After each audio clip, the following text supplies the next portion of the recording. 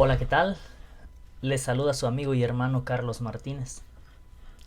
Am, en el tema pasado, el video pasado que estuvimos compartiendo sobre Éxodo 24, una persona me mandó un mensaje y me estuvo diciendo: Carlos, ¿cómo es que tú dices que todo lo que estaba en el santuario era figura de Cristo? Y es verdad, yo dije eso en el video.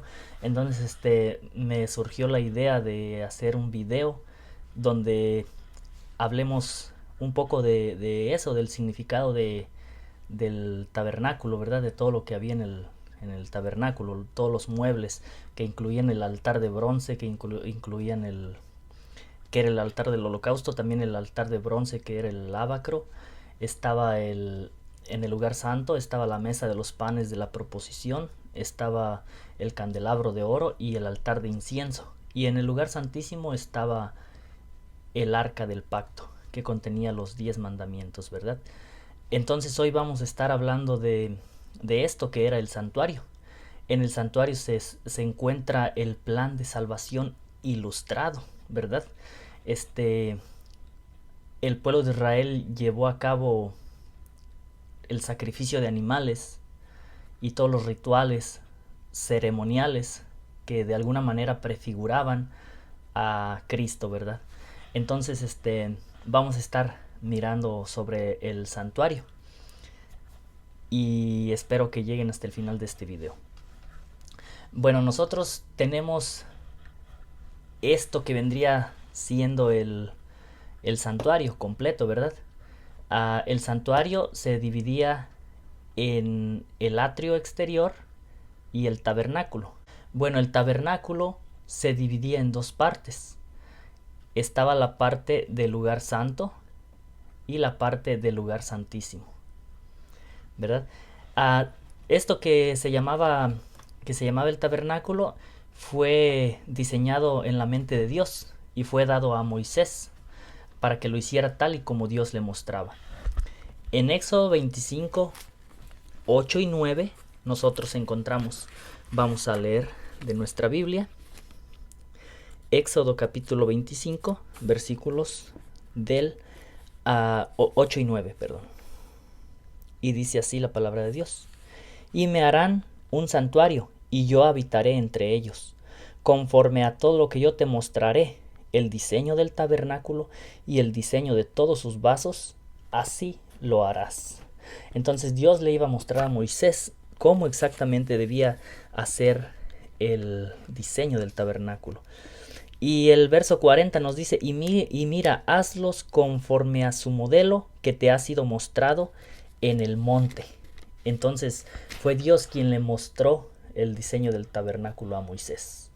Fue diseñado en la mente de Dios y diseñado con un propósito. En Éxodo 26:30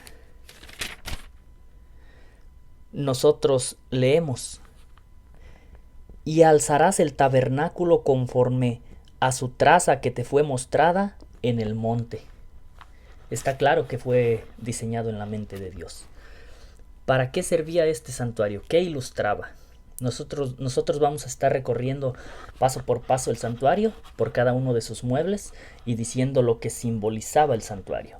Bueno, para empezar, Dios dice aquí en el verso 8 y 9, dice: y me harán un santuario y yo habitaré entre ustedes.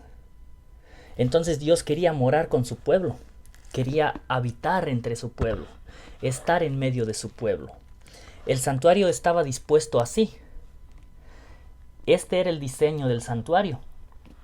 Estaba el atrio exterior, estaba el tabernáculo que se dividía en lugar santo y lugar santísimo, y a los lados del santuario se distribuían las 12 tribus de Israel, unas al sur, al norte, al este y al oeste. Entonces Dios quería morar en medio de su pueblo, y el poder de Dios se manifestaba en el tabernáculo. Después vamos a hablar un poco más detallado sobre cómo se mostraba el poder de Dios, cómo estaba presente entre el pueblo de Israel. Pero recordamos a Jesús cuando nos dice en el libro de Juan 1:14 sobre Jesús, dice, y aquel verbo se hizo carne y habitó entre nosotros y vimos su gloria. Entonces Cristo vino a morar con el mundo, a ser uno como nosotros, a morar entre su pueblo, a morar en medio de su pueblo. Y era el plan de Cristo, era el plan de Dios morar entre su pueblo a través del tabernáculo, ¿verdad? Entonces vamos a ver cómo se dividía el tabernáculo. Estaba el lugar santo y estaba el lugar santísimo, como ya dije yo. Pero vamos a leer lo de la Biblia en Éxodo 26. Y vamos a ir al capítulo 26, verso 33. Y dice así la palabra de Dios. Y pondrás el velo debajo de los corchetes, y meterás allí del velo adentro el arca del testimonio. Y aquel velo os hará separación entre el lugar santo y el lugar santísimo. Esa era la división del tabernáculo. Había un velo que dividía el lugar santo del lugar santísimo. Este velo también tenía un simbolismo, que vamos a mirar también más adelante. Ahora que sabemos cómo estaba dispuesto el santuario, vamos a ver los muebles que contenía el santuario, cada uno de ellos, y cuál era su simbolismo. Bueno, primero tenemos el altar de bronce. En el altar de bronce se llevaban a cabo los sacrificios expiatorios por los pecados del pueblo. Cada pecador traía su ofrenda como sacrificio. Pero una aclaración, los sacrificios que se hacían en el altar de bronce, el primer mueble que estaba en el atrio exterior, tenían que tener una característica, tenían que ser limpios, sin tacha, sin mancha, sin defecto, porque simbolizaban a Cristo como sin mancha, sin tacha, sin defecto y sin pecado, la persona perfecta, ¿verdad? Entonces, era así como prefiguraban al verdadero sacrificio que era Cristo. Vamos a ver sobre el altar de bronce en Éxodo capítulo 27 y 1 al 8. Dice así: harás también de madera de sitim, de 5 codos de longitud y de 5 codos de anchura. Será cuadrado el altar y su altura de 3 codos. Y harás sus cuernos a sus 4 esquinas. Los cuernos serán de lo mismo y lo cubrirás de metal. Harás también sus calderas para echar su ceniza y sus paletas, y sus tazones y sus garfios y sus braseros. Harás todos sus vasos de metal. Y le harás un enrejado de metal de obra de malla, y sobre el enrejado harás 4 anillos de metal a sus 4 esquinas. Y lo has de poner dentro del cerco del altar abajo, y llegará el enrejado hasta el medio del altar. Harás también varas para el altar, varas de madera de sitim, las cuales cubrirás de metal. Ven las instrucciones tan detalladas que daba Dios de cómo hacer cada mueble, en este caso el altar de bronce. Instrucciones muy detalladas. Bueno, ¿por qué el altar de bronce prefiguraba la persona de Cristo? Fácil, es el altar de bronce donde se hacían los sacrificios. Y esos sacrificios, como yo ya dije antes, tenían que ser sin mancha, sin tacha y sin defecto. Entonces, ¿recuerdan cuando Juan el Bautista estaba predicando a orillas del río Jordán y vio a Jesús venir y dijo: he aquí el Cordero de Dios que quita los pecados del mundo? ¿Cómo sabemos qué significa la palabra el Cordero de Dios que quita los pecados del mundo? Pues para eso tenemos que ir a los libros del Antiguo Testamento. Tenemos que ir hasta el principio, a ver qué significan las palabras de Juan: he aquí el Cordero de Dios que quita los pecados del mundo. Pues sucede que la figura de los corderos eran solamente eso, una figura del verdadero Cordero que era Cristo. Una vez muerto Cristo, se acabaron los sacrificios de animales, porque por cuanto Cristo era el sacrificio perfecto, no hay necesidad de que muera 2 veces, ¿verdad? Eso nos lo explica el libro de Hebreos más detallado. Entonces, el altar de bronce tiene un gran significado para nosotros, porque si nosotros queremos ser salvos, tenemos que ir a través del santuario. Y lo primero que tiene que hacer una persona para poder ser salva es aceptar la muerte de Jesús como tu sustituto. Aceptar la muerte del Cordero en el altar de bronce como tu sustituto por el pecado. Nosotros como pecadores, según Romanos 6:23, tenemos que morir. La paga del pecado es la muerte. Pero después añade, mas la dádiva de Dios es vida eterna en Cristo Jesús. Entonces, si nosotros como pecadores no aceptamos esta parte del santuario, el cual es el altar de bronce, entonces estamos no aceptando el sacrificio de Cristo. Yo les dije al principio del video que era una ilustración del plan de salvación. Entonces, la persona primero, una vez que se da cuenta de que hay un sustituto por el pecado, tiene que aceptarlo. Y ese es Cristo Jesús, que muere como el Cordero moría en el altar de bronce para expiación por los pecados del pueblo, ¿verdad? Y si pasamos más adelante en el santuario, después tenemos lo que es la fuente de bronce. La fuente de bronce. Una vez que el sumo sacerdote hacía sacrificio en el altar de bronce, antes de ingresar al tabernáculo tenía que lavarse. Tenía que lavarse para poder ser apto para entrar al santuario. Y nosotros también como pecadores tenemos que lavar nuestros pecados en las aguas del bautismo para poder seguir en nuestra vida cristiana, para poder estar listos para una vida de santidad. Hemos de seguir las instrucciones del Maestro, bautizándonos, lavando nuestros pecados en la sangre del Cordero y simbólicamente en el agua, así como era mandado a los sumos sacerdotes, a los sacerdotes para poder entrar al santuario, y nosotros también para poder seguir una vida de santidad, una vida cristiana, hemos de lavar nuestros pecados. Hemos de aceptar por orden el altar de bronce, que es el sacrificio de Cristo en la cruz. Hemos de aceptar el lavacro, que es el bautismo, lavar nuestros pecados en las aguas del bautismo. Jesús dijo a Nicodemo que para poder ser salvo tenía que nacer de nuevo, tenía que nacer del agua y del espíritu. Entonces, para poder tener un nuevo nacimiento, también hay que nacer del agua, ¿verdad? Claro que el bautismo del Espíritu Santo es mucho más importante porque muchas personas pueden quizás nada más mojarse, pero ¿por qué no seguir las instrucciones del Maestro y hacerlo como Él ordenó y reconocerlo públicamente en las aguas del bautismo, ¿verdad?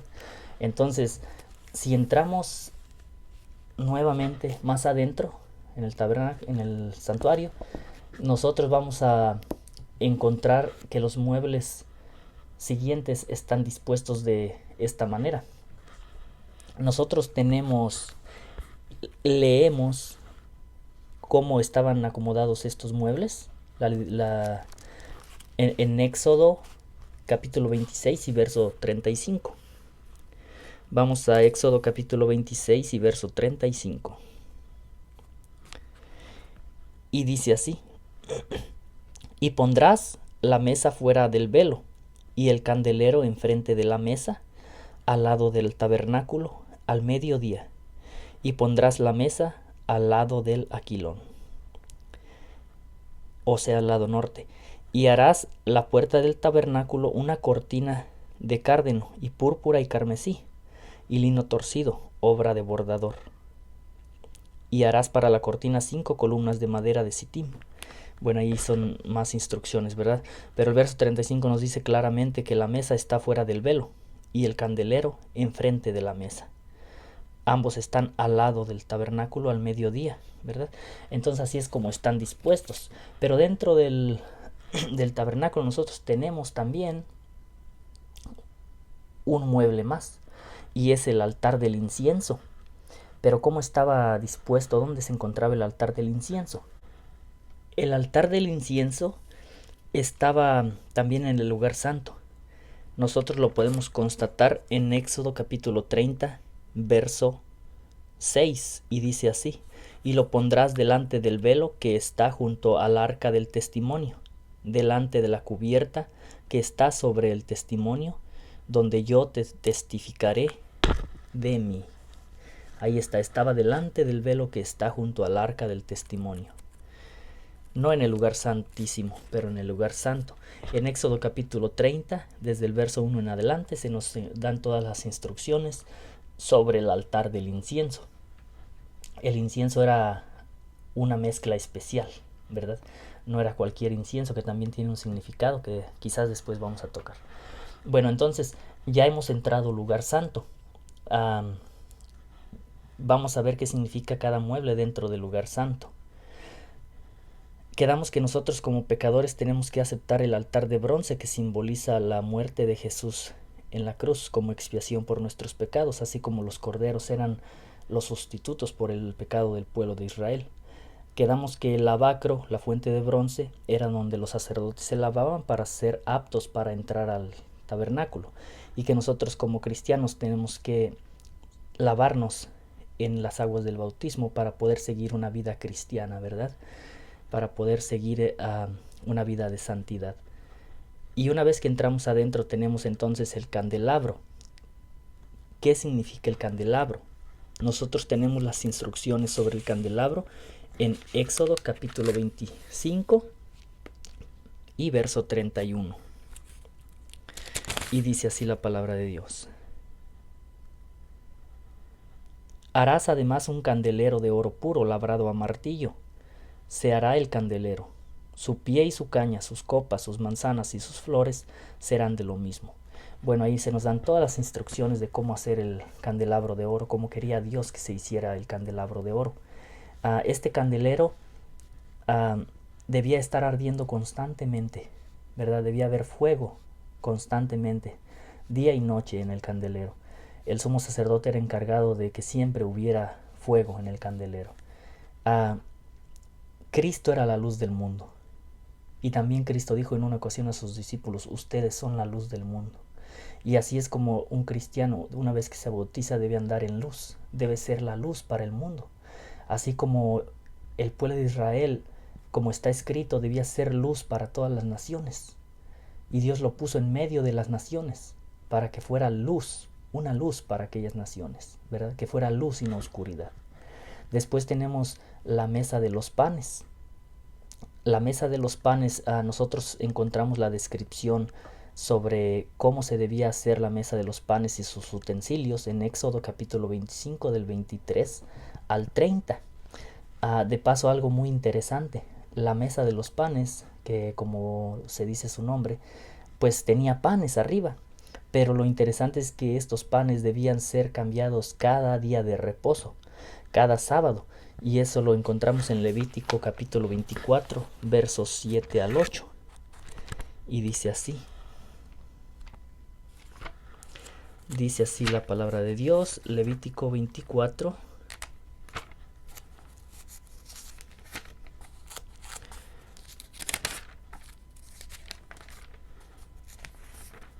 perdón, no lo encuentro, aquí está, versos 7 al 8.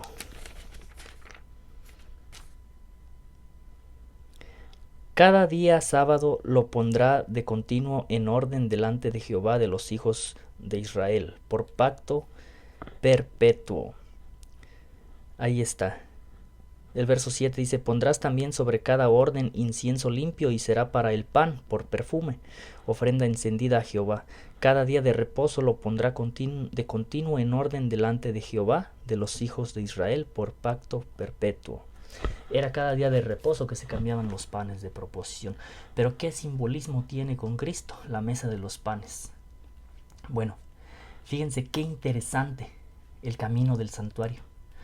Una vez que la persona entra al santuario y acepta el sacrificio expiatorio de Cristo Jesús por nuestros pecados, entonces acepta el bautismo que lo prepara para una vida de santidad, ¿verdad? Ahora la persona no solo acepta el candelabro, andar en luz, sino que ahora participa de lo que es la palabra de Dios, porque la mesa de los panes simbolizan la palabra de Dios. Jesús dijo, mi palabra es verdadera comida, ¿verdad?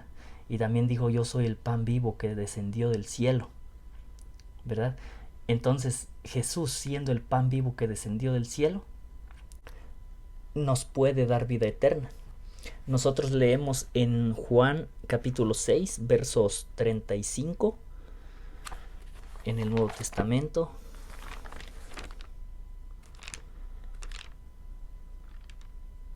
Dice así la palabra de Dios. Juan capítulo 6, verso 35. Y Jesús les dijo: Yo soy el pan de vida. El que a mí viene nunca tendrá hambre, y el que en mí cree no tendrá sed jamás. Y el verso 51 añade más de lo mismo. Y dice así: Yo soy el pan vivo que ha descendido del cielo. Si alguno comiere de este pan, vivirá para siempre. Y el pan que yo daré es mi carne, la cual yo daré por la vida del mundo. Ahí está. La mesa de los panes también puede simbolizar de alguna manera a Cristo Jesús, ¿verdad? También Jesús en alguna ocasión dijo en Mateo capítulo 4, en la tentación en el desierto, dijo: No solo de pan vive el hombre, mas de toda palabra que sale de la boca de Dios. Entonces, de toda palabra que sale de la boca de Dios. La mesa de los panes, como la palabra de Dios, también encierra un... bueno, es un paralelismo simplemente, ¿verdad? Pero para nada coincidencia, yo creo que Dios ya tiene todo ordenado, porque sucede que la mesa de los panes estaba dispuesta de esta manera. Había 2 hileras de pan, cada hilera de 6 piezas de pan, ¿verdad? Y sucede que nosotros en nuestras Biblias tenemos un número de 66 libros, ¿verdad? 6 y 6, 2 hileras de 6. Nosotros tenemos 66 libros. Y así como el pan tenía que ser cambiado continuamente, nunca tenía que faltar el pan en esa mesa de los panes, también nunca debe faltar en la boca del cristiano la palabra de Dios. Nunca debemos de dejar de devorar, de comer, de saborear la palabra de Dios, ¿verdad? Como dice la escritura: lámpara es a mis pies y lumbrera a mi camino tu palabra. Salmos 119, 105. Entonces después tenemos el altar de incienso.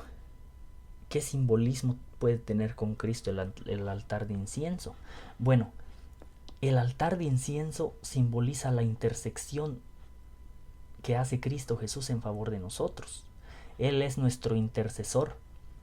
Nosotros podemos, a través de Cristo, tener un intermediario entre Dios y los hombres. Entonces Cristo intercede a nuestro favor en el santuario celestial.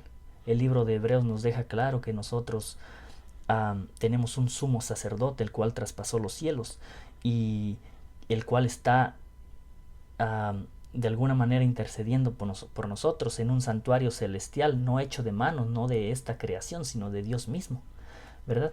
Entonces, ¿por qué simboliza la intersección de Cristo por nosotros? Nosotros, a través de la oración, tenemos comunión con el Padre, pero es a través de Cristo que esas oraciones es posible que lleguen al Padre, ¿verdad? Nosotros, al reemplazar la verdadera oración por rezos repetitivos, rezos simplemente palabrería o rezos repetitivos, al no abrirle nuestro corazón a Dios, al reemplazar la verdadera oración que Cristo nos enseñó. Por ejemplo, está Mateo capítulo 6, versos 1 en adelante. Ahí encontramos hasta el Padre Nuestro, ¿verdad? La oración modelo. Cristo nos enseñó a orar al Padre en nombre de su Hijo, ¿verdad? Entonces esa es la verdadera oración. Y nosotros, cuando la reemplazamos, entonces estamos tirando por tierra la verdad de la intersección de Cristo, ¿verdad? Porque se ora a Dios en el nombre de Jesús. No se le ora a los santos en el nombre de ¿quién? No se le pide intersección a los santos en el nombre de los santos. Se le pide intersección a Cristo. Se le ora a Dios en nombre de Jesús. Y es así como Cristo intercede por nosotros, ¿verdad?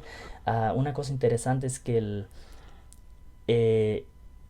el altar del incienso simboliza también el incienso que se quema en el altar simboliza las oraciones de los santos y aún las oraciones de Cristo por nosotros, yo diría. Pero Ah, ¿Por qué digo que simboliza las oraciones de los santos? Vamos a leer el libro de Apocalipsis y va a ser el capítulo 5 y verso 8 y dice así la palabra de Dios. Y cuando hubo tomado el libro, los 4 seres vivientes y los 24 ancianos se postraron delante del Cordero teniendo cada uno arpas y copas de oro llenas de incienso, que son las oraciones de los santos. Ahí está. También Apocalipsis capítulo 8 versos 3 y 4 nos dice así. Y otro ángel vino y se paró delante del altar teniendo un incensario de oro, y le fue dado mucho incienso para que lo añadiese a las oraciones de todos los santos sobre el altar de oro que estaba delante del trono. Bueno, ahí está clarito, ¿verdad? Sobre todo Apocalipsis 5:8 que dice así. Dice, teniendo cada uno arpas y copas de oro llenas de incienso, que son las oraciones de los santos.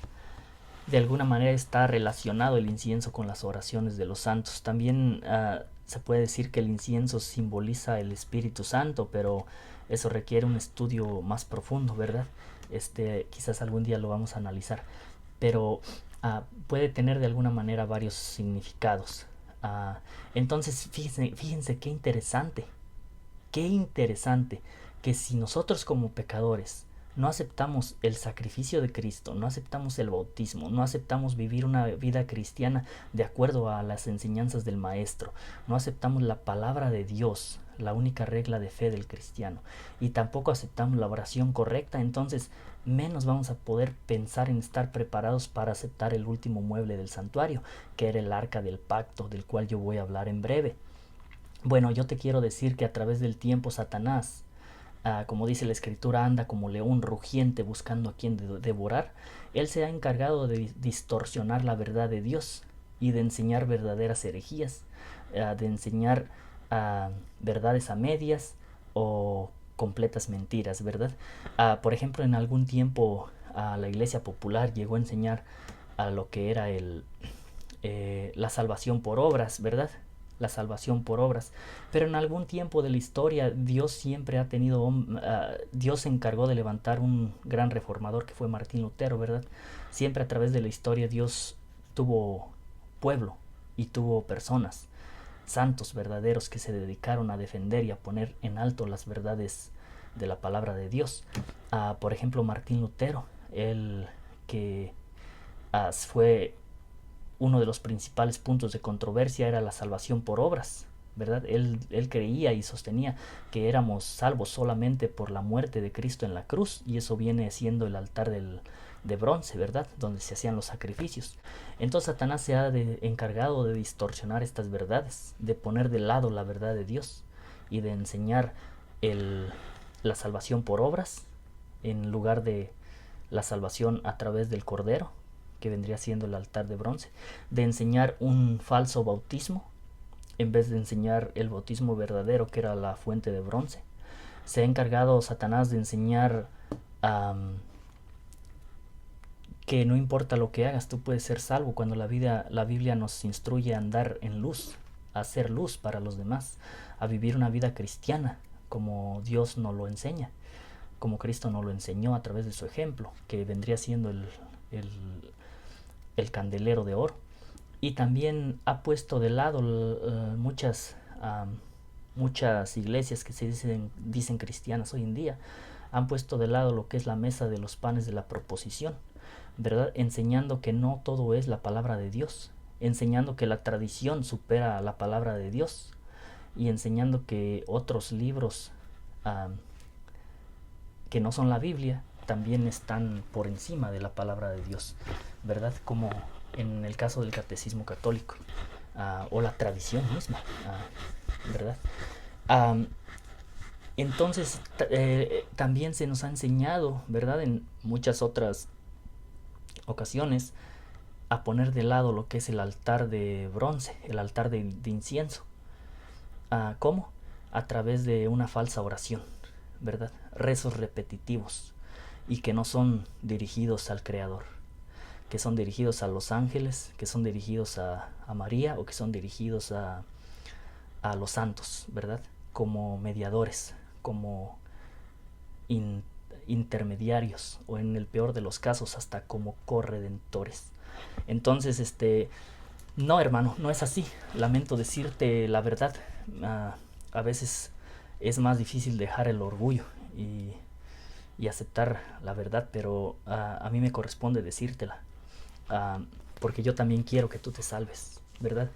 Y esto es lo que la palabra de Dios nos enseña. Nos enseña que tenemos que aceptar el sacrificio del Cordero.